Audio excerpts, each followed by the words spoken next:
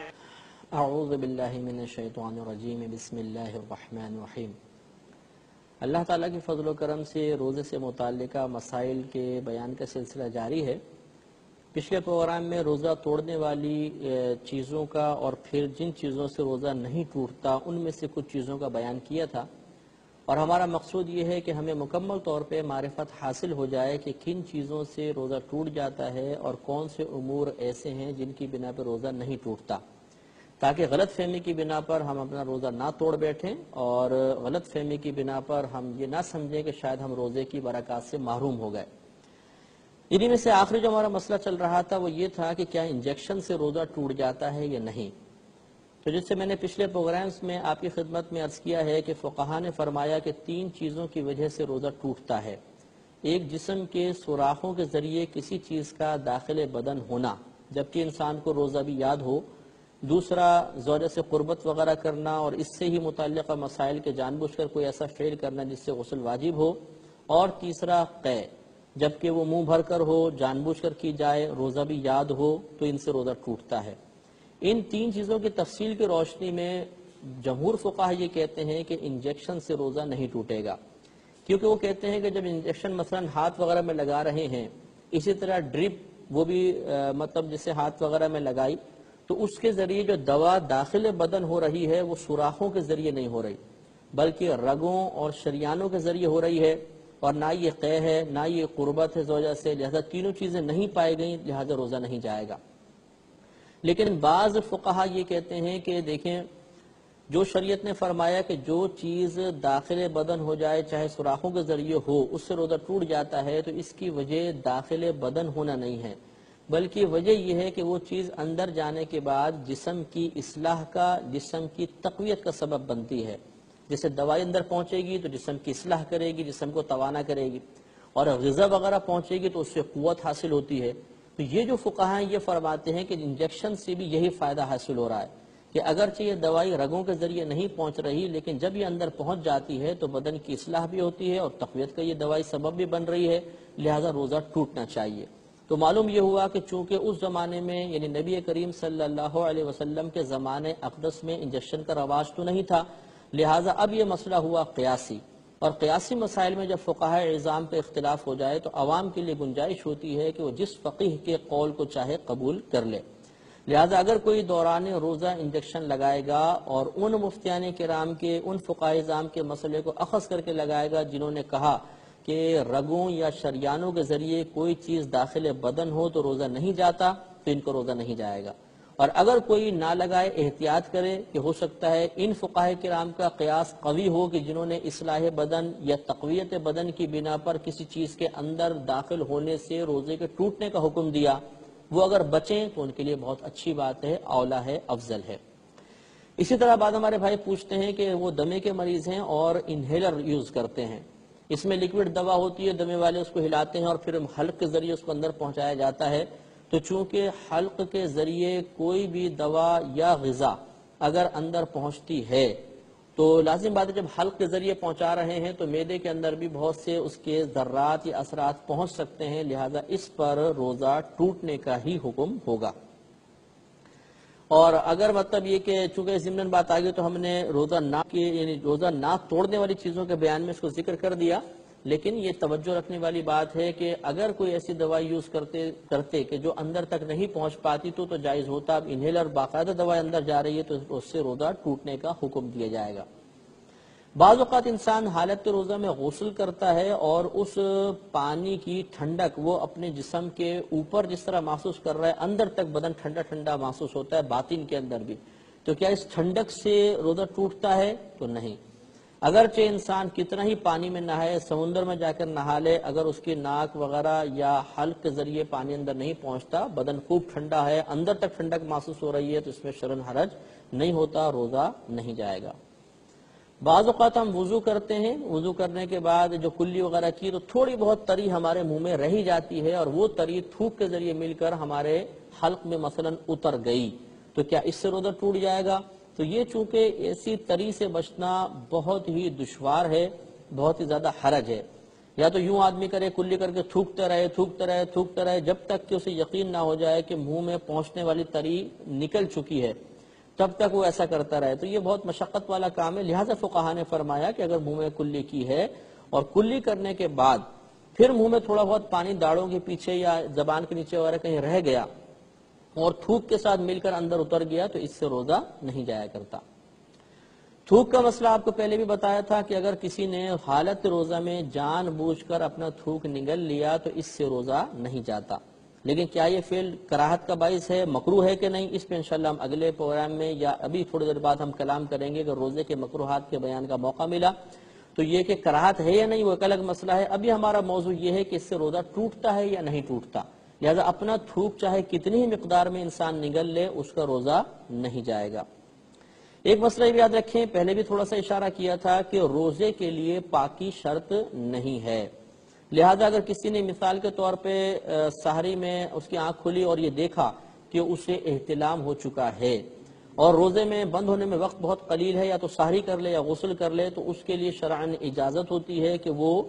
غسل کے پہلے 2 فرض مکمل کر لے،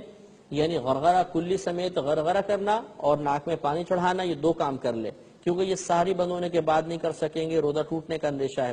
اور آرام سے وہ سحری کرے، سحری کرنے کے بعد پھر جب فجر کا وقت ہو جائے تو غسل وغیرہ کر لے۔ اس سے معلوم ہوا کہ اگر انسان حالت ناپاکی میں ہے تو اس کے لیے روزہ شروع کرنا اسی طرح فرض ہے جیسے پاکی کی حالت میں ہے، اور یہ روزہ چھوڑنے کے لیے عذر نہیں ہوگا۔ اور اسی میں ضمناً بیان کر چکے ہیں کہ اگر دوپہر میں احتلام ہوتا ہے تو اس میں روزہ نہیں جایا کرے گا۔ ایک مسئلہ قے کے بارے میں ہم نے اوپر بیان کر دیا کہ اگر 3 کنڈیشنز نہ ہوں، 3 شرائط نہ ہوں، یعنی ان میں سے کوئی ایک نہ ہو تو روزہ نہیں جائے گا۔ مثلا روزہ یاد ہی نہیں تھا اور قے کر دی، یا خود جان بوجھ کے کر لی، روزہ نہیں گیا، یا جان بوجھ کر نہیں ہوئی، خود بخود قے آ گئی، چاہے وہ بالٹی بھر کر آئے، اس سے کچھ بھی فرق نہیں پڑتا، روزہ نہیں جائے گا۔ یا جان بوجھ کر قے کی لیکن منہ بھر سے کم آئی، یعنی اس کو روک سکتے ہیں تکلف کے ساتھ بھی، چاہے روک لیں، اتنے پریشر سے نہیں آئی، تھوڑی بہت آئی، تو اس سے بھی روزہ نہیں جایا کرتا، ہمارا روزہ قائم رہے گا۔ بعض لوگ سوال کرتے ہیں کہ کیا حالت روزہ میں ویسلین اور مزید کولڈ کریمز وغیرہ لگا سکتے ہیں کہ نہیں، یا بالوں میں تیل لگا سکتے ہیں نہیں، عورتیں مہندی لگا سکتی ہیں، ناخن کاٹ سکتی ہیں کہ نہیں، تو یہ تمام کام جائز ہیں۔ وہ 3 اصول اپنے آپ کو ذہن میں رکھنے ہوں گے کہ ایک تو جان بوجھ کر جسم کے سوراخوں کے ذریعے کسی چیز کو داخل بدن کرنا جبکہ روزہ یاد ہو، دوسرا زوجہ سے قربت، اور تیسرا قے کے مسائل۔ اب چونکہ ویسلین اوپر لگائی، مطلب تیل سر پہ لگا رہے ہیں، ناخن کاٹ رہے ہیں، بال کاٹ رہے ہیں، یا حجامت وغیرہ بنوا رہے ہیں، یا خط وغیرہ بنوا رہے ہیں، ان چیزوں میں چونکہ وہ تینوں امور نہیں پائے جاتے، لہٰذا یہ تمام کے تمام سے روزہ نہیں جائے گا۔ اسی سے بھی معلوم ہو گیا کہ جیسے کہ آپ کو میں نے عرض کیا تھا کہ منہ میں خون نکلا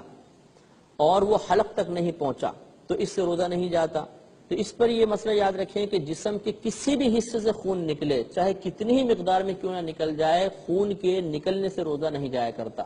اس سے یہ مسئلہ بھی معلوم ہو گیا کہ اگر حالت روزہ میں کوئی بلڈ ٹیسٹ کروانا چاہے تو وہ کروا سکتا ہے، اس کو اگر انجیکٹ کریں گے خون کو تو اس سے کوئی فرق نہیں پڑے گا، اس کا روزہ قائم رہے گا۔ اب انشاءاللہ ہم روزے کے مکروہات کے بارے میں چند باتیں عرض کرتے ہیں کہ بعض چیزیں ایسی ہوتی ہیں جن سے روزہ ٹوٹتا تو نہیں ہے، لیکن حالت روزہ میں ان امور کا ارتکاب روزے کی نورانیت کو ختم کر دیتا ہے، تو وہ چیزیں جو روزے کی نورانیت، اس کی برکات میں کمی کا سبب بنتی ہیں، انہیں روزے کے مکروہات کہا جاتا ہے۔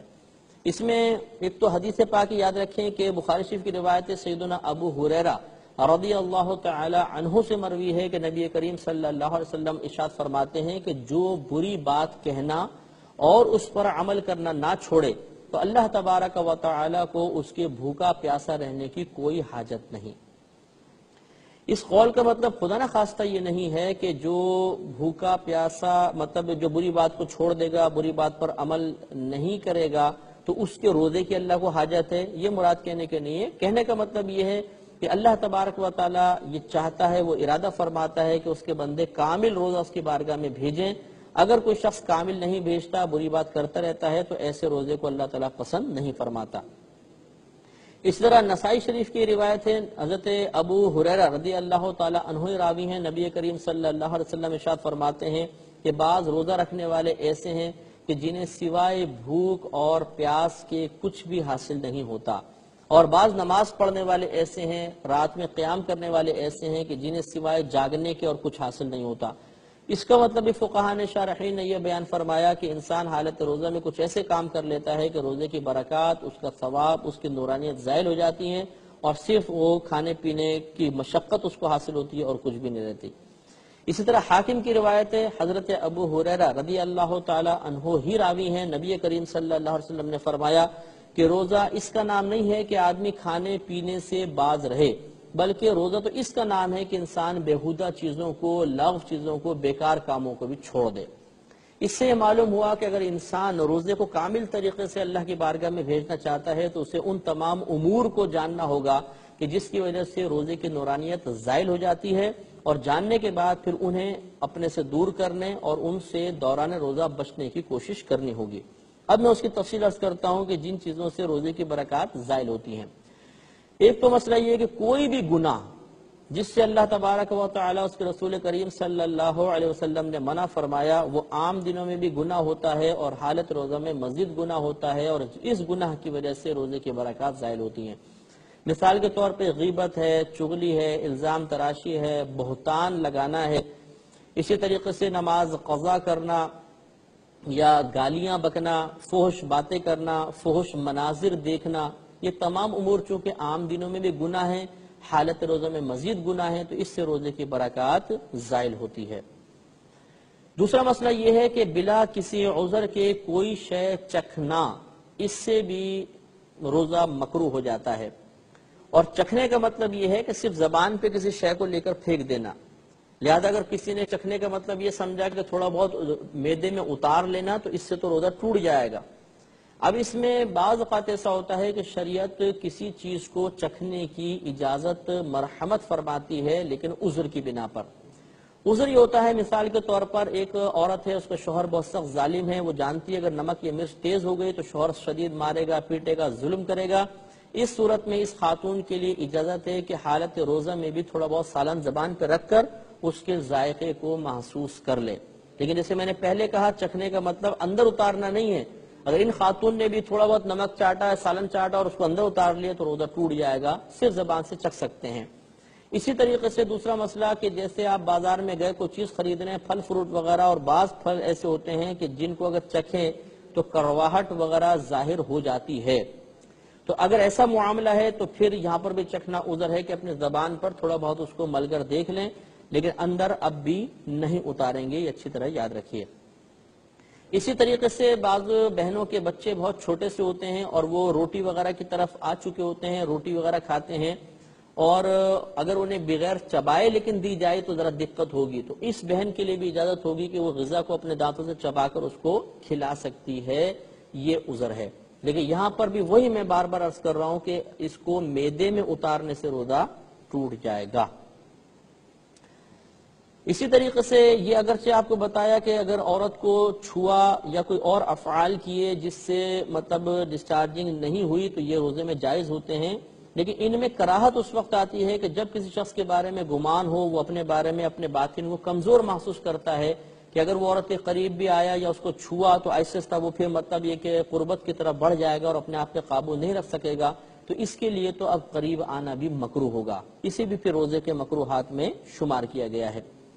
اسی طریقے سے جیسے آپ کو بتایا کہ داڑھی وغیرہ میں تیل لگانا، سر میں تیل لگانا، ویسلین یوز کرنا وغیرہ یہ جائز ہیں، لیکن اگر ان میں قصد زینت آ جائے کہ انسان اپنے آپ کو اچھا خوش شکل بنانا چاہتا ہے اور خوبصورت بنا کے پیش کرنا چاہتا ہے، اگر زینت کی نیت سے چیزیں استعمال کی، خصوصاً مرد نے، عورت کے تو زینت جائز ہے، تو پھر مرد کے لیے اس کا روزہ ایک راحت کے ساتھ ہوگا۔ اور اگر مطلب یہ کہ زینت کا ارادہ نہیں ہے بلکہ سر میں تیل ریگولر لگاتا ہے، اب بھی لگا رہا ہے، اور وہ مطلب چہرے پہ ویسلین وغیرہ لگا لی، تو اس میں پھر شرعاً حرج نہیں ہوتا۔ روزے میں مسواک کرنا یہ آپ کو بتایا کہ بلا کراہت جائز ہے۔ ہاں، ٹوتھ پیسٹ اور منجن کے بارے میں ہم نے کلام کیا تھا کہ چونکہ ان میں ذائقہ ہوتا ہے اور بلا عذر کسی شے کو چکھنا مکروہ ہوتا ہے، لہٰذا اگر ٹوتھ پیسٹ یا منجن کے ذرات حلق تک پہنچنے نہ بھی دیے گئے تب بھی کم از کم زبان ان کا ذائقہ محسوس کرتی ہے، اور یہ کوئی عذر یہاں پر متحقق نہیں ہے چکھنے کا، لہٰذا اب یہاں پر ٹوتھ پیسٹ اور منجن استعمال کرنا منع ہوگا۔ لیکن جیسے میں نے پچھلے پروگرام میں عرض کیا تھا کہ اگر کسی کوئی پبلک ڈیلنگ ہے وہ گفتگو لازم کرنی ہوگی اس کو، اور اس کو اندیشہ ہے کہ اگر منہ میں تغیر ہوا، بدبو وغیرہ ہوئی تو بدظن کچھ سامنے والا ہو جائے گا اور اس سے بزنس پر یا دیگر کام پر برا اثر مرتب ہوگا، تو اس کے لیے چکھنا اب عذر ہو سکتا ہے۔ اب وہ بہت احتیاط کے ساتھ پیسٹ اور منجن یوز کر لے، کوئی ذرہ حلق میں نہ پہنچنے پائے تو پھر اس کے لیے جائز ہو سکتا ہے۔ ایک مسئلہ یہ بھی یاد رکھیں کہ دوران وضو جبکہ حالت روزے میں انسان ہے تو کلی وغیرہ میں مبالغہ کرنا منع ہے۔ مبالغے کا مطلب یہ کہ بہت زیادہ منہ بھر کر کلی کرنا، کیونکہ اس میں اندیشہ ہے کہ بہت زیادہ کرے گا تو کوئی حلق میں چیز چلی جائے، اس لیے حالت روزہ میں بہت تھوڑا سا پانی لینا چاہیے اور اسے اچھی طرح منہ میں گھما کر پھینکیں۔ اسی طرح ناک میں پانی چڑھانا اس طرح کہ یہ شک و شبہ پیدا ہو جائے کہ شاید یہ اوپر چڑھ گیا ہے، روزہ میرا ٹوٹ گیا ہے، یہ مکروہ ہوتا ہے۔ لہذا حالت روزہ میں انتہائی احتیاط کے ساتھ وضو وغیرہ کرنا چاہیے۔ جیسے کہ پہلے آپ کو بتایا کہ اپنا تھوک انسان کتنی ہی مقدار میں نگل جائے اس سے روزہ نہیں ٹوٹتا، لیکن اگر کسی نے اس طرح روزہ دار نے کیا کہ وہ جان بوجھ کے اس نے بہت سارا تھوک منہ میں پہلے جمع کرتا رہا اور پھر اس کو نگلا تاکہ مجھے سکون ملے، تھوڑا سا میرا حلق تر ہو جائے کہ پیاس بہت سخت لگ رہی ہے، تو اس سے روزہ اب بھی نہیں جائے گا، لیکن یہ صورت مکروہ ہے، اس میں کراہت ہے، شریعت اس کو ناپسند کرتی ہے۔ تو یہ پہلے آپ کو بات بتا دی کہ بہت سے ایسے امور کہ جن سے روزہ نہیں ٹوٹتا، ضروری نہیں کہ وہ جائز بھی ہوں بلکہ ان میں سے بعض ایسے امور ہوتے ہیں کہ مکروہ ہوتے ہیں۔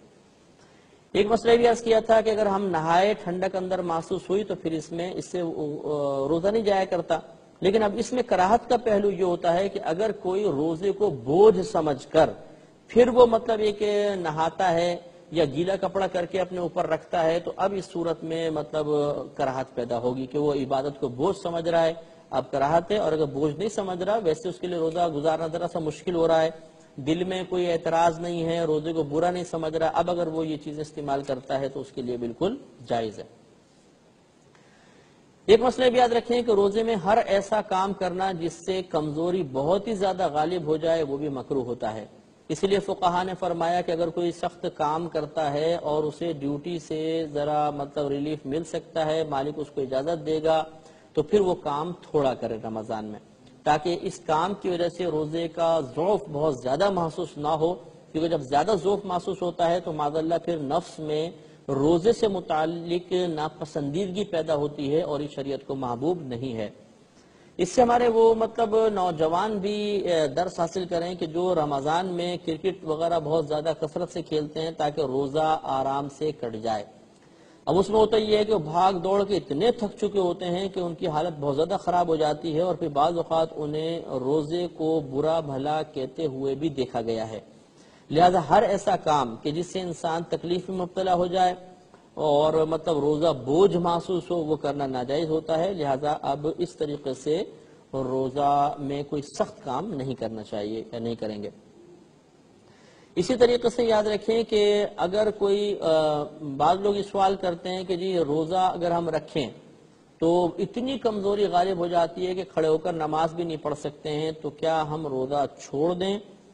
تو نہیں، یاد رکھیں کہ اگر کوئی شخص یہ سمجھتا ہے کہ میں روزہ رکھوں گا تو بہت زیادہ ضعف پیدا ہو جائے گا اور اتنا ضعف ہوگا کہ کھڑے ہو کر نماز نہیں پڑھ سکتا، تو فقہا نے یہ فرمایا کہ اس کو چاہیے روزہ رکھے اور بیٹھ کے نماز پڑھے۔ لہٰذا اگر کسی نے مطلب اس وجہ سے کہ روزے میں اس سے کمزوری پیدا ہوتی ہے روزہ چھوڑا تو یہ مطلب گناہ گار ہوگا، اور اگر وہ روزہ مثلاً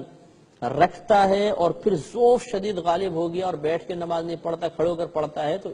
اس کھڑے ہو کر پڑھنے کی وجہ سے تکلیف پیدا ہوئی اور تکلیف سے پھر انسان کا ذہن روزے سے متنفر ہوا، تو اب ایسے کھڑے ہو کر پڑھنا مکروہ ہوگا۔ شریعت اس کو پسند نہیں کرتی ہے بلکہ اس کو چاہیے کہ روزہ رکھے اور بیٹھ کر آرام سے نماز ادا کرے، اشاروں کے ساتھ پڑھ لے، اس کی بھی اجازت ہے، یا بیٹھ کے رکوع سجود وغیرہ کرے جیسے عموماً نوافل میں کیا جاتا ہے تو یہ اجازت ہوتی ہے۔ ایک مسئلہ یہ بھی یاد رکھیے کہ جیسے آپ کو بتایا کہ اگر کسی نے بلڈ ٹیسٹ وغیرہ کرایا اور اتنا خون نہ نکلا کہ جس سے ضعف غالب ہو تو یہ بلا کراہت جائز ہے۔ ہاں اتنا زیادہ خون اگر بدن سے نکالا کہ اس سے انسان کو بوجھ محسوس ہوا اور کمزوری اس کے اوپر غالب آئی تو پھر یہ مکروہ صورت ہوگی. جیسے مثال کے طور پہ حالت روزہ میں کسی کو خون دینا، تو یہ میں نے بھی آپ کو بتایا کہ روزے میں خون چاہے کتنی ہی مقدار میں نکل جائے، اگر حلق میں نہیں پہنچا تو اس سے روزہ نہیں ٹوٹا کرتا.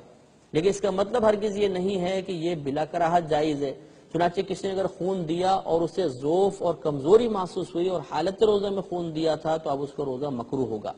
لہذا معلوم یہ ہوا کہ حالت روزہ میں حتی الامکان کوشش کرنی چاہیے کہ بلا عذر اپنا خون وغیرہ باہر نہ نکالیں. تو یہ روزے کے مکروہات تھے. ان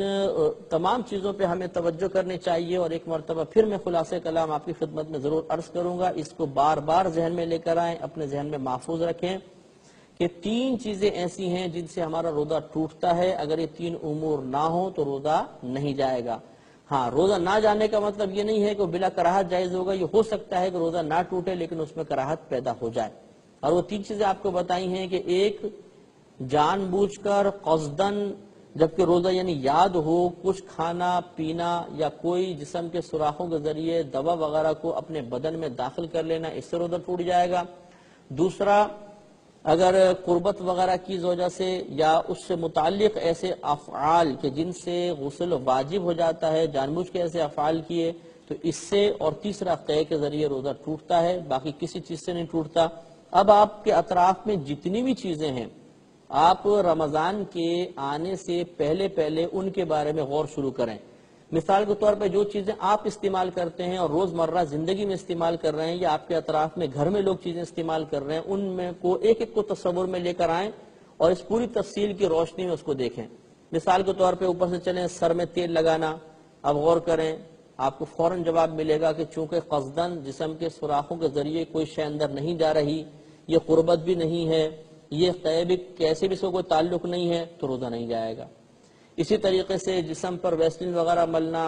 شیو کرنا، خدا نخواستہ ویسے تو بچنا ہی چاہیے، لیکن کوئی شیو کر رہا ہے، خط بنوا رہا ہے، حجامت بنوا رہے ہیں، یا اچھا لباس پہن رہے ہیں، یا عورتیں مہندی لگاتی ہیں، ناخن وغیرہ کٹواتے ہیں، تو ان 3 اصول کی روشنی میں آپ ہزارہا مسائل کا حل معلوم کر سکتے ہیں. اس کے علاوہ روزے کے مکروہات آپ اور دیکھ لیں، ان میں بھی خلاصہ کلام یہ ہوتا ہے کہ اگر روزے کو بوجھ سمجھ کر کوئی جائز کام کر رہے ہیں تو وہ تمام کام مکروہ ہوں گے. اسی طرح گناہ کا ارتکاب انسان جان بوجھ کر کرے تو روزہ اس سے مکروہ ہوگا. اور اس کے علاوہ اگر انسان ایسا کوئی کام کرے جس سے روزہ ٹوٹنے کا اندیشہ ہو اور بلا عذر وہ کام کرے گا تو اس سے بھی روزے میں کراہت پیدا ہوتی ہے. تو یہ چند ایسے اصول ہیں کہ انشاءاللہ اگر عوام الناس ان اصولوں کو اپنے ذہن میں رکھے اور اپنے اطراف میں ہونے والے معاملات کو ان تفصیل کی روشنی میں بار بار دیکھتے رہیں اور بار بار ان کے بارے میں غور و تفکر کرتے رہیں تو انشاءاللہ رمضان میں پھر کوئی مسئلہ پیدا نہیں ہوگا اور کسی بھی قسم کے وسوسے نہیں آئیں گے. اس لیے اب رمضان کی آمد سے پہلے پہلے آپ کو یہ پریکٹیکل کرنا ہے، باقاعدہ ایک ایک چیز کے بارے میں غور و تفکر کریں اس تفصیل کی روشنی میں، اور ہو سکے تو ان کو لکھتے جائیں، یا آپ گھر کے 2 افراد ان چیزوں کو جاننے کے بعد آپس میں ایک دوسرے سے کراس کوسچن کریں. اچھا یوں ہو تو بتائیں کیا ہوگا، یوں تو کیا ہوگا. جس کا حل معلوم نہ چلے ایک دفعہ پھر یہ CD وغیرہ آپ دیکھیں اور ان تفصیل کو ذہن میں لا کے دوبارہ کریں تو انشاءاللہ تعالیٰ آپ یہ دیکھیں گے کہ کوئی ایسا مسئلہ نہیں بچے گا جس کو آپ خود بخود گھر بیٹھے حل نہ کر لیں. یہ اللہ تعالیٰ کی کرم نوازی ہے کہ اس نے ہمیں اس چیز کی توفیق عطا فرمائی. اب انشاءاللہ اگلے پروگرام کے ساتھ دوبارہ آپ کی خدمت میں حاضری کا شرف حاصل ہوگا. اس وقت تک کے لیے اجازت مرحمت فرمائیں. وآخر دعوانا ان الحمدللہ رب العالمین.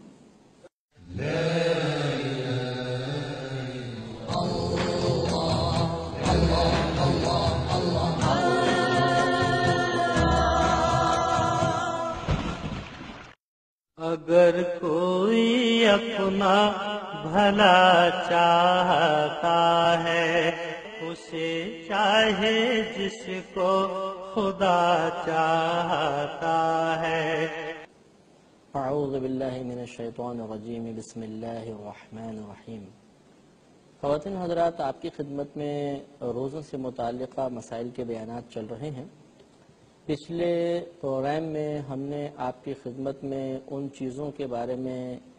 مسائل بیان کیے تھے جن سے روزہ ٹوٹتا تو نہیں ہے لیکن روزے میں کراہت پیدا ہو جاتی ہے.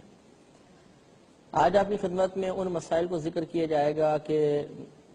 کس طرح روزہ ٹوٹنے پر قضا لازم ہوتی ہے، کون کون سی صورتیں ہیں کہ جن میں اگر روزہ توڑ دیا جائے یا ٹوٹ جائے تو کفارہ بھی لازم ہوتا ہے، پھر قضا ادا کرنے کا طریقہ کیا ہے، کفارے کی صورتیں کیا ہوں گی، انشاءاللہ اس پر بھی ہم تفصیلی کلام کریں گے۔ سب سے پہلے آپ ایک اصول یاد رکھیے گا، بلکہ ہم چند ایسے اصول عرض کریں گے جس سے انشاءاللہ قضا اور کفارے کے بارے میں مسائل واضح ہو جائیں گے کہ کن صورتوں میں صرف قضا ہوتی ہے اور کن صورتوں میں قضا کے ساتھ ساتھ کفارہ بھی لازم ہوتا ہے۔ اس میں پہلے ایک مسئلہ یاد رکھیے کہ اگر روزہ کوئی جان بوجھ کر توڑتا ہے مثلا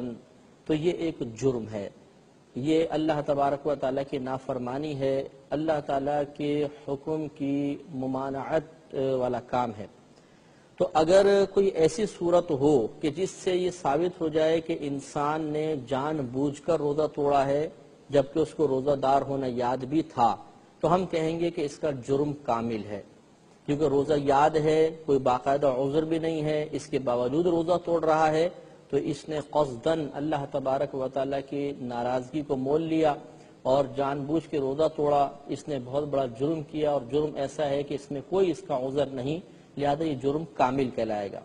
تو جب جرم کامل ثابت ہوتا ہے تو اس صورت میں قضا کے ساتھ ساتھ کفارہ بھی لازم ہوتا ہے، یعنی ایک روزہ رکھنا ہوگا اور اس کے بعد کفارے کے روزے وغیرہ ہوں گے جن کی صورتیں انشاءاللہ ہم آگے عرض کریں گے۔ اور اگر کسی مقام پہ ثابت ہو جائے کہ جرم کامل نہیں ہے بلکہ جرم ناقص ہے،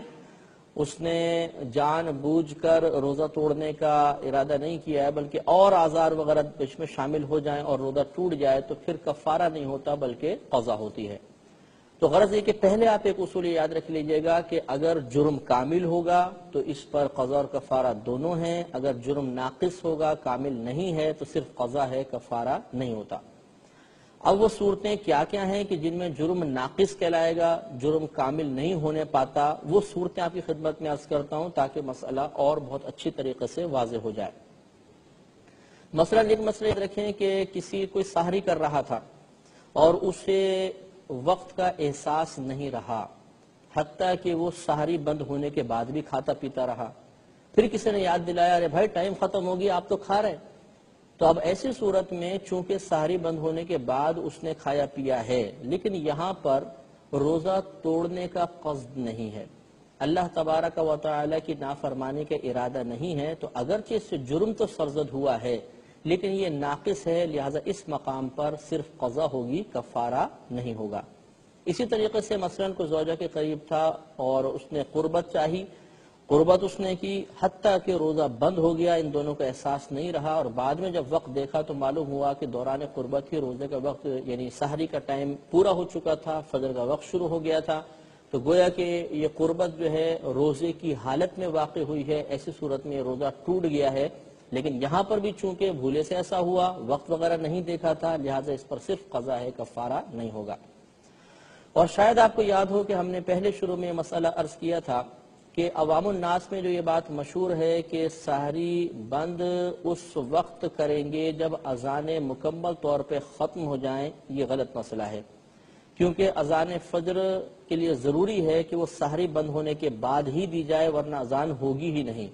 تو جس نے اذان کے بیچ میں کھایا، اس بند ہونے کے بعد کھایا، اور جس نے سحری بند ہونے کے بعد کھایا اس کا روزہ ٹوٹ جائے گا۔ لیکن یہاں پر بھی چونکہ روزہ توڑنے کا قصد نہیں پایا جا رہا، اللہ تعالیٰ کے نافرمانے کے ارادہ نہیں ہے، لہذا جرم ناقص ہوا، جب جرم ناقص ہے تو یہاں پر بھی صرف قضا ہوگی، کفارہ نہیں ہوگا۔ اسی طریقے سے ایک صورت اس کی یہ بھی بیان کی گئی ہے کہ کسی نے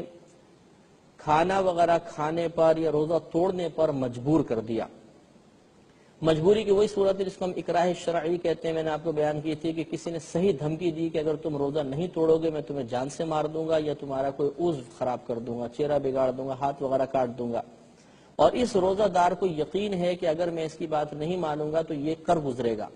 تو ایسی صورت میں بھی چونکہ اب روزہ توڑنے کا ارادہ اللہ کی نافرمانی کی صورت میں نہیں ہے بلکہ اپنے آپ کو ایک بہت بڑے خطرے سے بچانا مقصود ہے، لہذا اس صورت میں بھی روزہ توڑنے پر فقط قضا ہے، کفارہ وغیرہ نہیں ہے۔ اور یہ یاد رکھیں کہ اس اکراہ شرعی کی صورت میں یعنی اس طرح مجبور کیے جانے کی صورت میں اگرچہ انسان پھر خود کھائے اور مطلب اپنے ہاتھ سے کھایا، ضروری نہیں کہ کوئی دوسرا منہ میں ڈالے، اپنے ہاتھ سے کھایا اور کھاتے ہوئے اس کے نفس کو لذت بھی محسوس ہوئی، مثلا کھانا بڑا مزیدار تھا، اس نے کھایا تو مزہ آنے لگا، لیکن مجبور ہے بیچارہ، نہیں کرتا ہے تو یہ مار دیتا ہے، تو اس مزہ آنے کی وجہ سے ہم یہ نہیں کہیں گے کہ جرم کامل ہو گیا اور اب اس پہ کفارہ لازم ہے، کیونکہ اصل میں جو بنیادی سبب ہے وہ کوئی اور ہے، لہٰذا اب اس پر صرف قضا ہوگی، کفارہ نہیں ہوگا۔ اس میں ایک مسئلہ یہ ہے کہ ایک اصول یہ بھی یاد رکھیے کہ بعض اوقات بعض چیزوں سے روزہ نہیں ٹوٹتا، انسان سے وہ کام ہو گئے اور اس نے یہ گمان کیا کہ شاید میرا روزہ ٹوٹ گیا ہے، اور یہ گمان کرنے کے بعد اس نے پھر جان بوجھ کر روزہ توڑنے والا کوئی کام کر لیا، تو اب اس پر بھی فقط قضا ہوگی، کفارہ نہیں ہوگا، کیونکہ یہاں پر روزہ توڑنا گمان کی غلطی کی وجہ سے ہوا ہے، لہذا شریعت رعایت دے گی، اور اس صورت میں قضا وغیرہ نہیں، کفارہ وغیرہ نہیں ہے بلکہ صرف قضا ہے۔ مثال کے طور پر کسی نے بھول کر کھا پی لیا، میں نے پچھلے پروگرام میں آپ کو حدیث پاک عرض کی تھی کہ نبی کریم صلی اللہ علیہ وسلم نے ایسے شخص کے بارے میں فرمایا تھا کہ یہ اپنا روزہ پورا کرے، کیونکہ اسے اللہ تبارک و تعالی نے کھلایا اور پلایا ہے۔ اب کسی نے بھولے سے کھا پی لیا، اس کو مسئلہ ذہن میں نہیں تھا، اس نے کہا لو جی میرا تو روزہ ٹوٹ گیا، اب ٹوٹ گیا تو میں کھا ہی لیتا ہوں، تو اس نے بعد میں جان بوجھ کر کھایا، تو پہلے روزہ نہیں ٹوٹا تھا لیکن جب جان بوجھ کر کھایا تو روزہ ٹوٹ گیا، لیکن یہاں پر چونکہ اللہ کی نافرمانی کا قصد نہیں ہے، روزہ توڑنے کا ارادہ نہیں ہے، بلکہ گمان کی غلطی کی بنا پر ایسا ہوا، لہذا صرف قضا ہے، کفارہ نہیں ہے۔ اسی طریقے سے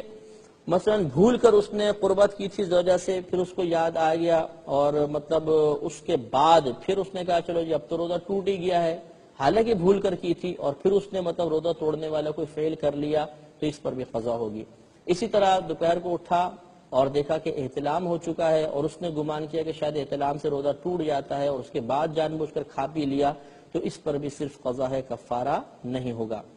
اسی طریقے سے ہم نے قے کا مسئلہ آپ کو عرض کیا کہ جان بوجھ کر اگر قے کریں گے تو روزہ ٹوٹے گا۔ اب ہوا یہ کہ اس کو خود بخود بہت ساری قے آ گئی اور اس نے سمجھا کہ شاید وومیٹنگ سے میرا روزہ ٹوٹ جائے گا، اور اس کے بعد اس نے جان بوجھ کر کھا پی لیا، تو چونکہ اس کا روزہ نہیں ٹوٹا تھا لیکن قصد نافرمانی نہیں پایا گیا، اس لیے اس کو روزہ تو ٹوٹ گیا، قضا ہوگی، کفارہ وغیرہ نہیں ہوگا۔ اسی طریقے سے یاد رکھیں کہ کوئی بھی ایسی چیز کھائی کہ جس سے طبیعت نفرت اور کراہت کرتی ہو، طبیعت اس کو ناپسند کرتی ہو، اس چیز کو استعمال کیا، کھا پی لیا، اب چاہے روزہ یاد بھی ہو، جان بوجھ کر بھی ایسا کرے، تب بھی اس پر قضا ہوگی، کفارہ نہیں ہوگا۔ مثال کے طور پر روئی تھی، اس کو کھا گیا،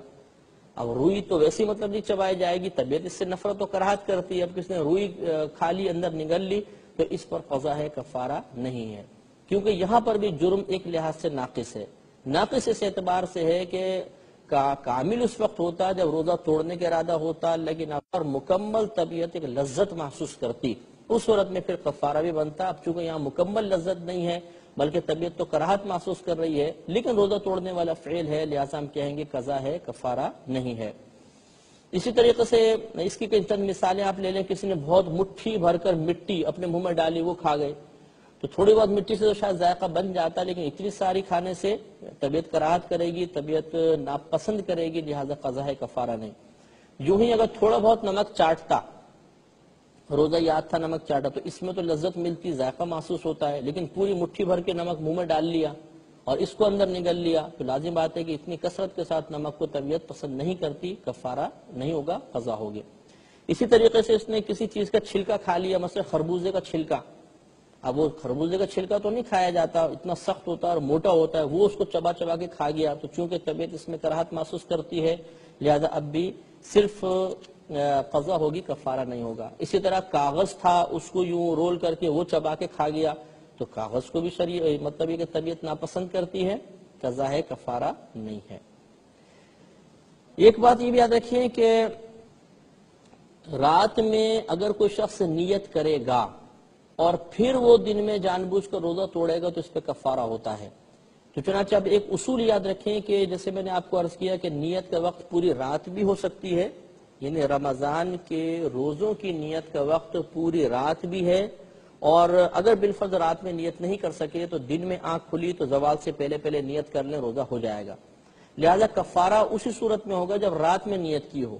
اس لیے اب یہاں پہ صورت یہ بنے گی کہ مثال کے طور پہ کسی نے 7-8 بجے آنکھ کھلی اور روزے کی نیت کر لی کہ اچھا ابھی تو زوال میں وقت باقی ہے، فوراً نیت کر لی، لیکن اس یہ نیت کرنے کے بعد پھر اس کا ارادہ بدل گیا اور تھوڑی دیر بعد اس نے روزہ توڑ دیا، تو اب چونکہ دن میں نیت پائی گئی تھی، رات میں نہیں پائی گئی، لہٰذا اس صورت میں اس پر فقط قضا ہوگی، کفارہ نہیں ہوگا۔ تو یہاں یہ اصول یاد رکھنا ضروری ہے کہ جب کفارہ لازم ہوتا ہے تو اس کے لیے ضروری ہوتا ہے کہ رات سے ہی انسان نے روزے کی نیت کی ہو، دن میں نیت نہ کی ہو۔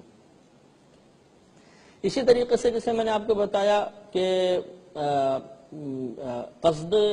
توڑنے وغیرہ کا نہ ہو تو رعایت مل جاتی ہے۔ مثال کے طور پہ یہ روڈ پہ جا رہا تھا، بارش شروع ہو گئی اور اب وہ قطرات جو ہے اس کے منہ میں آئے اور وہ ان کو اندر نگل گیا، تو یہاں پر چونکہ روزہ توڑنے کا ارادہ نہیں تھا، تھوڑے بہت قطرات چلے ہی جاتے ہیں، بس اوقات منہ کھلا ہو تو بارش کے قطرات اندر جاتے ہیں، تو اس میں روزہ ٹوٹ جائے گا، لیکن قضا ہے، کفارہ نہیں۔ ہاں اگر ایسا ہوا کہ جان بوجھ کر اس نے منہ کھول کے رکھا، بارش منہ میں پڑی اور اس پانی کو لے گیا، تو یہاں پر چونکہ یہ باقاعدہ کی ارادہ موجود ہے تو پھر اس پہ کفارہ بھی بن جائے گا۔ اسی طریقے سے کسی نے مثال کے طور پر خدا نخواستہ کوئی ایسا فعل کیا جس سے غسل واجب ہو گیا، جان بوجھ کے کوئی ایسا فعل کیا، لیکن زوجہ سے قربت وغیرہ نہیں، اس کے علاوہ کوئی ایسا کام کر لیا کہ جس سے غسل وغیرہ واجب ہوا، تو چونکہ یہاں پر اگرچہ لذت ہے لیکن لذت کامل نہیں ہے، وہ زوجہ سے قربت سے حاصل ہوتی ہے، لہذا اس صورت میں بھی فقط قضا ہوگی، کفارہ وغیرہ نہیں ہوگا۔ یہ بھی یاد رکھیں کہ اگر کسی نے مجبور کیا کہ تم کھاؤ پیو، تو میں نے بتایا کہ اکراہ شرعی کی صورت میں قضا ہوگی، کفارہ نہیں ہوگا۔ اسی طریقے سے کسی نے مجبور کر دیا مطلب زنا وغیرہ کے اوپر، قربت وغیرہ کے اوپر مجبور کیا اور واقعی گمان ہے کہ اگر ایسا نہیں کریں گے تو یہ مار دے گا، اور پھر مطلب یہ کہ جب انسان اس قربت وغیرہ میں مشغول ہوا تو اس کے نفس کو لذت حاصل ہونا شروع ہو گئی، تو اس لذت کے حصول کی بنا پر ہم یہ نہیں کہیں گے کہ جرم کامل ہو گیا، بلکہ اس پر بھی اب صرف قضا ہوگی، کفارہ نہیں ہوگا۔ ایک مسئلہ یہ بھی یاد رکھیں کہ بعض اوقات ایسا ہوتا ہے کہ سائرن وقت سے پہلے بج جاتا ہے، غلطی ہو جاتی ہے۔ بعض مؤذن حضرات ایسے ہوتے ہیں کہ وقت کی غلطی کی بنا پر افطار کے وقت میں مغرب کی اذان جلدی دے دیتے ہیں، اور یہ بہت کسی سامنے آتے ہیں۔ اب ایسا ہوا کہ جیسے سائرن کی آواز سنی فوراً افطار کر لیا، یا مؤذن صاحب نے اذان دے لی تو کہا بھی چلو ٹھیک ہے، مؤذن صاحب نے دے لی، افطار کر لیا۔ اب بعد میں معلوم ہوا کہ ارے ابھی تو وقت ہوا ہی نہیں تھا، جلدی اذان دے لی گئی، غلط سائرن بج گیا ہے، تو یہاں پر بھی چونکہ قصد نافرمانی نہیں ہے، لہذا فقط قضا ہوگی، کفارہ نہیں ہوگا۔ اسی طریقے سے یاد رکھیں کہ مثال کے طور پر اگر انسان سے کوئی روزہ وغیرہ اس طرح ٹوٹ گیا جس میں جنایت کامل نہیں تھی، جرم کامل نہیں تھا، تو ہم نے کہا کہ صرف قضا ہے، کفارہ نہیں، لیکن ضروری ہے کہ روزے میں یہ عمل ایک دفعہ ہی ہوا ہو۔ اگر بار بار یہ عمل کریں گے تو اب اس میں قصد و ارادہ پایا جائے گا، یعنی نافرمانی کا ارادہ، تو اب اس پر بھی پھر کفارہ بن سکتا ہے۔ مثال کے طور پر کسی نے جان بوجھ کر کوئی ایسی چیز کھائی جس میں کراہت تھی، ایک دفعہ کھائی تو ہم نے کہا قضا ہے، کفارہ نہیں، لیکن بار بار کھاتا ہے، تھوڑی دیر وقت پھر کھا لیا، تیسری دفعہ، چوتھی دفعہ، تو اب یہاں پر باقاعدہ قصد اور ارادہ پایا جا رہا ہے، لہٰذا اب اس صورت میں کفارہ بھی ہو سکتا ہے۔ تو یہ قضا کے مسائل تھے کہ جب جرم ناقص ہوگا، کامل نہیں ہوگا تو صرف قضا ہوگی، کفارہ نہیں ہوگا۔ اب وہ صورتیں آپ کی خدمت میں عرض کرتے ہیں جن میں قضا کے ساتھ ساتھ کفارہ بھی ہے۔ جیسے تو آپ کو انشاءاللہ اس اصول سے سمجھ میں آ جائے گا کہ جب جرم کامل ہوگا تو کفارہ لازم ہوگا، جرم ناقص ہے تو صرف قضا ہے، لیکن پھر بھی اس کی چند مثالیں آپ کی خدمت میں عرض کریں گے۔ اس میں سب سے پہلے وہی بات جو میں نے قضا کے ضمن میں عرض کی ہے، یاد رکھیے گا کہ کفارہ فقط اسی صورت میں لازم ہوتا ہے جب انسان نے روزے کی نیت رات میں ہی کی ہو اور پھر دن کے اندر وہ جرم کامل کرے گا تو کفارہ ہوگا، لہذا اگر دن میں نیت کی ہے، رات میں نیت نہیں کی تھی اور پھر روزہ توڑ دیا تو اس پہ قضا ہوتی ہے، کفارہ نہیں ہوتا۔ ایک بات تو یہ اچھی طریقے سے یاد رکھیں۔ اب اس کی چند مثالیں آپ دیکھیے کہ اگر کوئی شخص مقیم ہے، مسافر نہیں ہے، بالکل تندرست ہے، اسے اپنا روزہ دار ہونا یاد بھی ہے کہ میں روزے سے ہوں، اور اس کے باوجود پھر وہ جان بوجھ کر کھاتا ہے لذت والی شے، یا پیتا ہے کوئی لذیذ شے، یا دوائی وغیرہ استعمال کرتا ہے، یا زوجہ سے قربت وغیرہ کر لیتا ہے، تو یہاں پر چونکہ مکمل طور پر نافرمانی کا ارادہ ہے، روزہ توڑنے کا ارادہ ہے، تو اس صورت میں قضا بھی ہوگی اور کفارہ بھی ہوگا۔ یا دوسری صورت یہ ہے کہ کسی نے مثلا اس کے ساتھ قربت کی، مثلا زوجہ ہے اور وہ راضی ہو گئی قربت کرنے پر، روکا نہیں شوہر کو، تو اس صورت میں اس عورت پر بھی اب قضا اور کفارہ ہوگا۔ اسی طریقے سے یہ بھی یاد رکھیں مسئلہ کہ اگر جان بوجھ کر روزہ توڑا گیا جبکہ روزہ یاد تھا، نافرمانی کا ارادہ تھا، جرم کامل ہوا، اس میں ضروری نہیں ہوتا کہ انسان پیٹ بھر کر کھائے تبھی ہوگا، یا مکمل طور پہ مطلب قربت کرے کہ ڈسچارجنگ ہو جائے اسی کے بعد ہوگا، نہیں، بلکہ اگر قربت کی فقط دخول ہوا، جان بوجھ کر کیا تب بھی، اسی طرح ایک آدھ لقمہ بھی کھایا یا تھوڑا سا پانی بھی پیا جان بوجھ کر روزہ توڑنے کی نیت سے، تو پھر ان تمام صورتوں کے اندر قضا بھی ہوگا اور کفارہ بھی ہوگا۔ تو یہ معلوم یہ ہوا کہ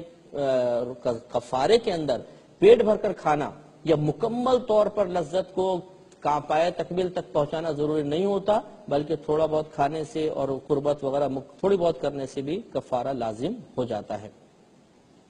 ایک اس میں مسئلہ یہ بھی یاد رکھیں کہ ایسا کوئی فعل جس سے افطار کا گمان نہ ہوتا ہو، وہ سرزد ہو گیا اور اس کے بعد جان بوجھ کر کھا پی لیا، تو اس سے بھی پھر قضا اور کفارہ ہوتا ہے۔ مثال کے طور پہ سرما لگایا، اب اس میں کوئی گمان نہیں ہے کہ روزہ ٹوٹ گیا، یہ عام آدمی بھی سمجھتا ہے کہ سرما لگانے سے روزے کے ٹوٹنے کا کیا تعلق، لیکن یہ سوچا کہ سرما لگانے سے شاید روزہ ٹوٹ گیا ہے اور اب اس نے جان بوجھ کر روزہ توڑ دیا، تو اس صورت میں قضا بھی ہوگا اور کفارہ بھی ہوگا۔ اسی طریقے سے تیل سر پر لگایا، اب سر پر تیل لگانے سے تو یہ عوام میں بھی بات عوام سمجھ سکتی ہے کہ سر پر تیل لگانے سے کوئی روزہ وغیرہ نہیں جاتا، اور پھر یہ گمان کر لیا کہ شاید اب میرا روزہ ٹوٹ گیا ہوگا اور پھر جان بوجھ کر کھایا، تو قضا بھی ہے اور کفارہ بھی ہے۔ تو معلوم یہ ہوا کہ بعض امور ایسے ہوتے ہیں، بعض افعال ایسے ہوتے ہیں جن پر گمان ہو سکتا ہے کہ میرا روزہ ٹوٹ گیا ہے، اس کے بعد کھایا پیا تو صرف قضا ہے، جیسے ہم نے پہلے عرض کیا، اور بعض افعال یہ ہیں کہ جن میں غالب گمان اور ظاہر یہی ہے کہ اس سے روزہ نہیں ٹوٹتا، اس کے باوجود کچھ، تو پھر قضا اور کفارہ دونوں لازم ہوں گے۔ ایک مسئلہ یاد رکھیں کہ اگر کوئی ایسا کام کیا جس سے غالب گمان یہی ہے کہ روزہ نہیں جاتا، جسے میں نے بتایا سرما لگایا، سر میں تیل وغیرہ لگا لیا، لیکن اس کے بعد کسی معتمد مفتی نے یہ فتویٰ دے دیا، غلطی سے دے دیا کہ جی آپ کا روزہ ٹوٹ گیا، اور اس مفتی کے فتویٰ دینے پر اس نے کھا پی لیا، اور بعد میں مفتی کو اپنی غلطی کا احساس ہوا، تو اب اس شخص کی جنایت کامل نہیں ہے، کیونکہ اب اس نے مفتی سے فتویٰ لے لیا تھا۔ ایسی صورت میں اس پر صرف قضا ہوگی، کفارہ وغیرہ لازم نہیں ہوگا۔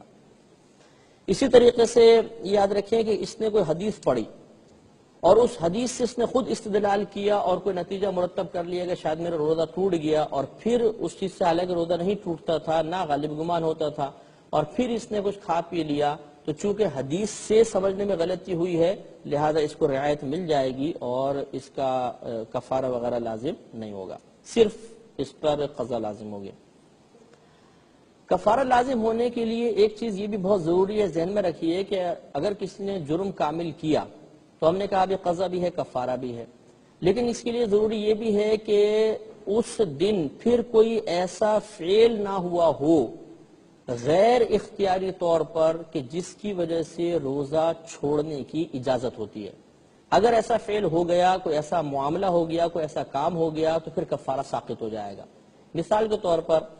کوئی خاتون ہے، صبح کے ٹائم میں انہوں نے جان بوجھ کر کچھ کھا پی لیا، تو ہم یہ حکم دیں گے روزہ ٹوٹ گیا اور آپ پر قضا بھی ہے اور کفارہ بھی ہے۔ لیکن پھر عصر کے وقت مثال کے طور پہ یا ظہر کے وقت ان کو حیض آنا شروع ہو گیا، تو اب یہ حیض آنا ایک فعل غیر اختیاری ہے، اس میں عورت کو اختیار نہیں ہے، اور یہ ایک ایسی حالت پیدا ہو گئی ہے جس میں روزہ نہ رکھنے کی اجازت ہوتی ہے، لہذا اب اس کی وجہ سے اس روزے کا کفارہ ساقط ہو جائے گا، بعد میں یہ قضا رکھیں گی، اب کفارہ نہیں رہے گا۔ تو اس سے معلوم ہوا کہ چونکہ ہم نے فعل غیر اختیاری کی قید لگائی ہے، لہذا یہ معلوم ہوا کہ کسی نے صبح کے ٹائم میں مثال کے طور پہ ظہر میں یا 9-10 بجے جان بوجھ کے روزہ توڑ دیا، ہم نے کہا بھی قضا بھی لازم ہے، کفارہ بھی۔ اب انہوں نے سوچا چلو کفارہ ساقط کرنے کے لیے میں سفر پہ نکل جاتا ہوں، اور یہ پھر اپنے شہر سے باہر نکل گئے ارادے سے کہ 57.5 میل دور جاؤں گا، تو اب یہاں سفر واقعی عذر تو ہے کہ اس میں روزہ چھوڑنے کی اجازت ہوتی ہے، لیکن انہوں نے اس فعل کو کیا اور اس میں ان کو اختیار حاصل تھا، تو اختیاری فعل کی وجہ سے کفارہ ساقط نہیں ہوتا، لہذا اگر سفر وغیرہ اختیار کر لیں گے تو ان کو کوئی رعایت نہیں ملے گی۔ یہ بھی ایک مسئلہ یاد رکھیں کہ مثال کے طور پہ کوئی سحری کر رہا تھا اور سحری کرتے کرتے کسی نے اچانک آ کر بتایا کہ جی جو آپ تو سحری کر رہے ہیں اور روزہ بند ہو گیا ہے، تو اب آپ کو پہلے بتایا کہ اگر سحری بند ہونے کے بعد کوئی کھاتا پیتا رہا، اس کو معلوم نہ ہوا تو قضا ہے، کفارہ نہیں۔ لیکن اس صورت میں مسئلہ یہ ہے کہ ابھی اس کے منہ میں نوالا تھا، کسی نے آ کے بتایا، تو اب حکم یہ تھا کہ فوراً اس نوالے کو پھینک دیتے، اندر لے کر نہ جاتے۔ ساری ختم ہو گئی، یہ کچھ چبا رہے تھے، کسی نے آگے بتایا اور انہوں نے پھر اس کو جان بوجھ کے اندر نگل لیا، تو اب چونکہ روزہ بند ہونے کے بعد اگرچہ غلطی سے کھاتے رہے تھے تو معاف تھا، لیکن اب یاد دلانے پر انہوں نے جان بوجھ کر لقمہ اندر لے گئے، تو اب اس صورت میں قضا بھی ہوگی اور کفارہ بھی لازم ہوگا۔ اب یہ سوال پیدا ہوتا ہے کہ روزے کا کفارہ کیا ہوتا ہے؟ پہلے یاد رکھیں کہ قضا کیا ہوتی ہے۔ قضا صرف یہ ہے کہ اگر آپ کا روزہ کو نکل گیا ہے تو آپ رمضان گزر جانے کے بعد عام دنوں میں ایک روزہ رکھ لیں، قضائے رمضان کی نیت کے ساتھ، تو قضا ادا ہو جائے گی۔ لیکن یہاں پر ضمناً بات عرض کر دیتا ہوں کہ سال میں 5 دن روزہ رکھنا حرام ہوتا ہے۔ ایک رمضان کے بعد جو عید آتی ہے جس کو میٹھی عید یا عید الفطر کہتے ہیں، اس دن روزہ رکھنا، اور دوسرا بقرہ عید میں، یعنی 10 ذوالحجہ کو بقرہ عید ہوتی ہے، 10 کا 11 12 13 4 دن یہ، اور ایک دن عید الفطر، ان 5 دنوں میں روزہ رکھنا حرام ہوتا ہے، مکروہ تحریمی ہوتا ہے۔ مسلم شریف کی روایت نبی کریم صلی اللہ علیہ وسلم نے صراحتاً ان دنوں میں روزہ رکھنے سے منع فرما دیا۔ الگ الگ حدیثیں ہیں لیکن ان کا خلاصہ یہ ہے کہ 5 دنوں میں روزہ رکھنا حرام ہے۔ تو اگر قضا رکھنا چاہیں تو ان 5 کے علاوہ میں پورے سال میں جب کبھی ہے ایک روزہ رکھ لیں گے، قضا ادا ہو جائے گی۔ اب رہا کفارے کا مسئلہ۔ کفارہ 3 صورتوں میں دیا جا سکتا ہے۔ ایک تو یہ کہ آدمی غلام آزاد کر دے، وہ اب دور رہا نہیں ہے۔ دوسرا یہ ہے کہ 60 روزے لگاتار رکھیں گے، پے در پہ 60 روزے، ایک روزہ قضا کا ہوگا، 60 روزے رکھیں گے، 61 روزے رکھنے ہیں۔ لیکن قضا میں اور کفارے کے اندر ترتیب ضروری نہیں ہے، آپ قضا روزہ رکھیں، 4 دن کا گیپ کر کے پھر کفارے والے شروع کر دیں، ان دونوں کا متصل ہونا ضروری نہیں ہے۔ لیکن جب کفارے کے روزے شروع کریں گے تو پورے کے پورے 60 روزے لگاتار رکھنے ہوں گے۔ ایک روزہ بھی درمیان میں کسی عذر کی وجہ سے چھوٹ گیا تو یہ کفارہ ادا نہیں ہوگا، نئے سرے سے شروع کرنا ہوگا۔ لیکن یہاں پر یاد رکھیں کہ اگر کوئی بہن کفارے کے روزے ادا کر رہی ہیں تو لازم سی بات ہے کہ 60 روزے رکھنے میں درمیان میں مخصوص ایام تو آئی جائیں گے، تو ان بہن کے لیے اجازت ہوتی ہے کہ ان کا استثناء ہوتا ہے کہ یہ ان دنوں کو گزارنے کے بعد پھر اپنی گنتی وہیں سے شروع کریں جہاں سے ان کا سلسلہ روزہ رکھنے کا ٹوٹا تھا۔ گویا کہ ان کا حیض و نفاس کی وجہ سے درمیان میں وقفہ کرنا یہ قابل گرفت نہیں ہوتا، پچھلے والے روزے ان کے شمار میں ہی رہیں گے، آگے سے ہی گنتی شروع کرنی ہوگی۔ لیکن مرد حضرات کا مسئلہ یہ ہے کہ اگر انہوں نے روزے رکھنے شروع کیے اور درمیان میں کسی وجہ سے کوئی عذر لاحق ہوا، چاہے بیمار ہی کیوں نہ ہو گئے، تو وہ پچھلے والے روزے پھر کاؤنٹ نہیں ہوتے ہیں، ان کو نئے سرے سے روزے رکھنے ہوں گے۔ تو پہلا کفارے کی صورت یہ غلام آزاد کر دیں، غلام نہ ملے تو 60 روزے پے در پہ رکھیں، ایک قضا کا ہوگا وہ 61 بن جائیں گے۔ اور اگر یہ نہیں کر سکتے، مثلا 60 روزے رکھنا دشوار محسوس ہوتا ہے، تو پھر کفارے کی تیسری صورت یہ ہے کہ 60 مسکینوں کو 2 وقت پیٹ بھر کر کھانا کھلا دیں۔ 60 مسکین ہونے چاہیے، یہ سب کے سب بالغ ہونے چاہیے، نابالغ کو کھلایا تو کفارہ ادا نہیں ہوگا۔ 60 مسکین ہوں، سب کے سب بالغ ہوں، ان کو 2 وقت پیٹ بھر کر کھانا کھلانا ہے۔ جب یہ تمام شرائط جمع ہوں گی تو انشاءاللہ کفارہ ادا ہو جائے گا۔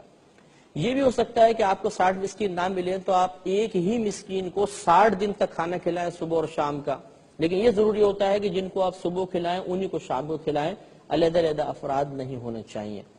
اچھا، اب اگر کوئی مطلب یہ اس طرح کھانا کھلانا نہیں چاہتا بلکہ چاہتا ہے میں رقم دے دوں تو دے سکتا ہے۔ ایک روزے کے بدلے میں ایک صدقہ فطر کی مقدار اگر آپ ادا کریں گے تو وہ اس کا کفارہ بن جائے گا۔ اور یہ میں نے پچھلے پروگرام میں عرض کیا تھا